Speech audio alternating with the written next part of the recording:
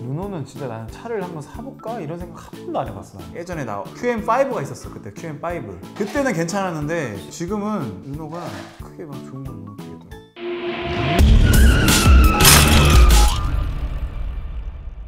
안녕하세요, 카메오 박지훈입니다. 오늘은 국내 자동차 브랜드 중 점유율은 꼴찌지만 해외에서는 큰 인기를 끌고 있는, 또 무려 19세기에 설립된 유명한 프랑스 자동차 브랜드 르노의 역사를 소개해 드리겠습니다. 1899년 페르난드 마르셀 루이스 르노 삼형제가 소시에테 르노 프레으라는 회사를 설립합니다. 나중에 르노로 이름이 바뀌게 될 이 회사는 루이스 르노의 기술적인 실력과 아버지의 섬유기업에서 일하며 키운 마르셀과 페르난드의 영업 노하우의 합작으로 시작되었습니다. 사실 회사가 설립되기 전부터 루이스 르노가 자동차를 만들고 또 판매하고 있었는데요. 1898년 크리스마스 이브날 루이스가 직접 만든 차량 타입 A 부아트레를 운전하면서 자동차를 지인들에게 소개했고 구매자도 바로 찾게 되었습니다. 시속 32km의 최고 속도에 다다를 수 있는 이 자동차를 소개하면서 오르막길을 아무런 문제 없이 올라갈 수 있던 모습을 보여줬고, 여기에 더해진 좋은 연비 덕분에 지인들이 크게 감명받았다고 하죠. 이에 아버지의 친구를 첫 구매자로 만들었을 뿐만 아니라 추가로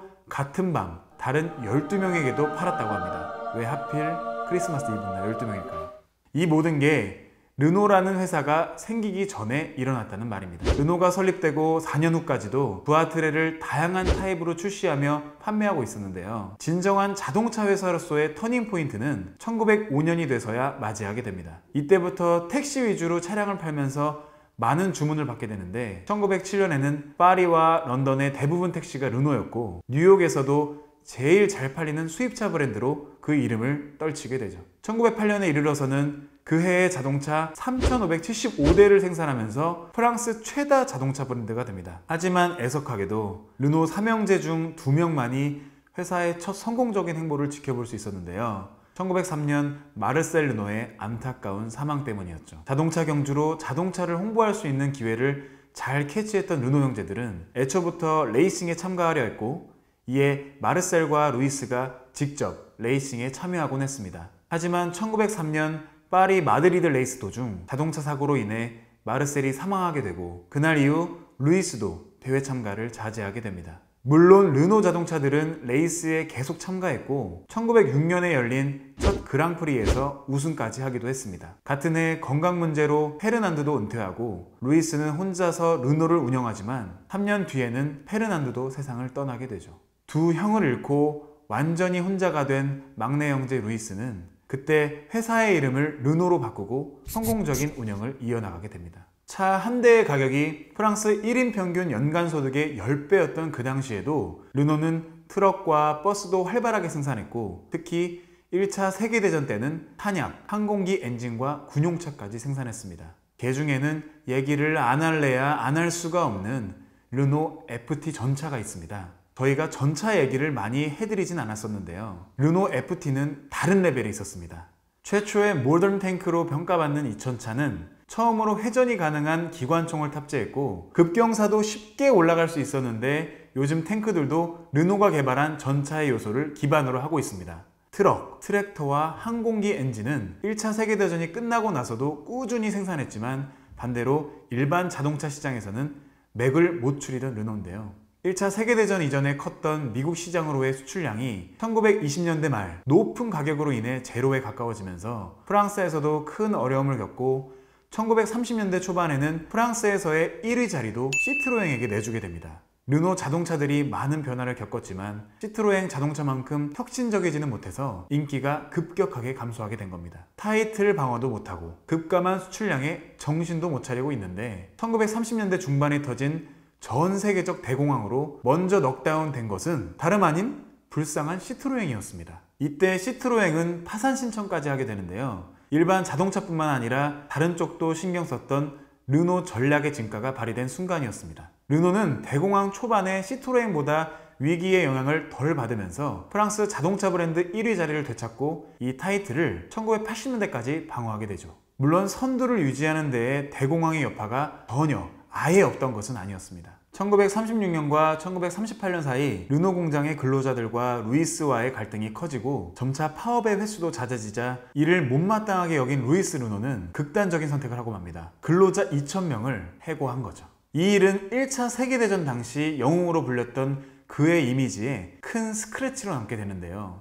하지만 이 문제는 빙산의 일각에 불과했죠. 1940년 프랑스가 항복문서에 서명하면서 북쪽 프랑스 지역 전부를 나치 독일이 지배하고 프랑스 자동차 회사들에게 나치군을 위한 탱크를 만들라는 지시를 내립니다. 이때 루이스는 르노는 탱크를 생산하지 않겠다고 했는데요. 그럼 트럭이라도 만들어라, 안 그러면 공장을 다미너에게 넘기고 독일로 이전시킬 것이다 라고 나치 독일이 협박을 합니다. 차마 그 지시까지 거부할 수 없던 르노는 다른 프랑스 브랜드처럼 나치 독일을 돕기 시작하죠. 후에 루이스 르노는 소를 빼앗기지 않으려면 버터를 주는 것이 낫지 않냐고 비유적으로 말했는데, 자국의 생산성을 유지하기 위해서는 프랑스에 회사가 남아있는 것이 최선의 방법이라고 생각했기 때문입니다. 물론 루이스가 독일의 지시를 착한 아이처럼 따르기만 한 것은 아니었습니다. 수많은 필수 부품들을 숨기거나 팔았고 트럭 엔진을 만들면서 사보타주했는데, 특히 이 엔진들은 독소 전선에서 독일군에게 많은 피해를 입혔다고 합니다.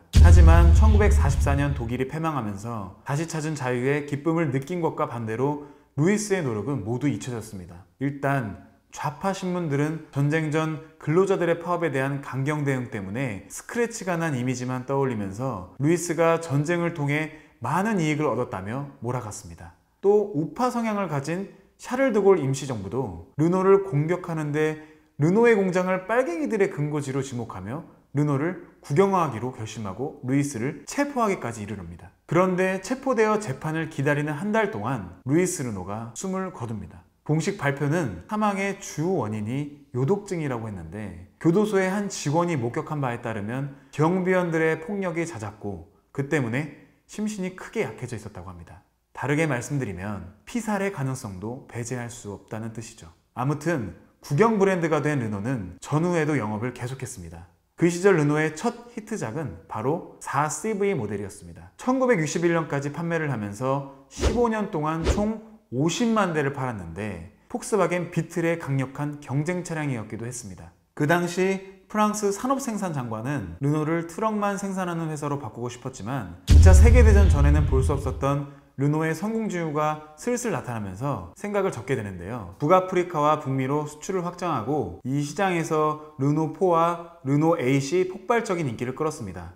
마침내 1970년 르노가 설립 후 처음으로 연 100만 대를 넘게 생산하면서 신기록을 세우고, 또 1973년에 일어날 석유파동을 예상이라도 한 듯 직전 해에 작고 연비가 좋은 르노5를 출시하며 위기를 잘 넘기기도 했죠. 이 모델도 역시 큰 인기를 얻었는데요. 덕분에 미국 시장에서 점유율 증가에 박차를 가할 수 있었고, 동남아시아 지역은 물론 동유럽과 남미에서도 성공적인 모습을 이어갔습니다.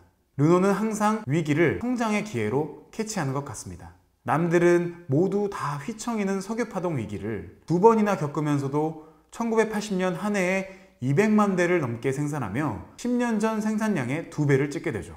이때 AMC와 동맹을 맺고 미국 시장에서 본격적인 사업 확장을 추진하는데요. 1982년 드디어 폭스바겐 이후에 미국에서 자동차를 생산하는 두 번째 외국 브랜드가 되지만 품질에 대한 불만이 쌓이면서 처음에 좋았던 판매량이 뚝 떨어집니다. 특히 미국 시장에서의 성공을 위한 대표적인 모델이 1983년에 페이스리프트되어 출시된 르노 9이었는데요. 이 차는 전문가들에게 좋은 평가를 받았지만 소비자들로부터는 체인지에도 유럽스러운 냄새가 난다며 상반된 시장 평가를 받았습니다. 결국 주 고객층의 마음을 돌리지 못하고 저조한 판매량을 기록했죠. 1970년대에 잘 나갔던 르노의 운명이 이제는 바뀌어가고 있었습니다. 1984년 한 해에만 20억 달러의 적자를 기록하며 모터스포츠 사업을 모두 접고 많은 직원을 해고하게 됩니다. 특히 1986년에는 극좌파 테러단체 악시용 디렉트에 의해 르노의 CEO 조르지 베세가 피살되는 사건이 벌어지는데요. 그 사건은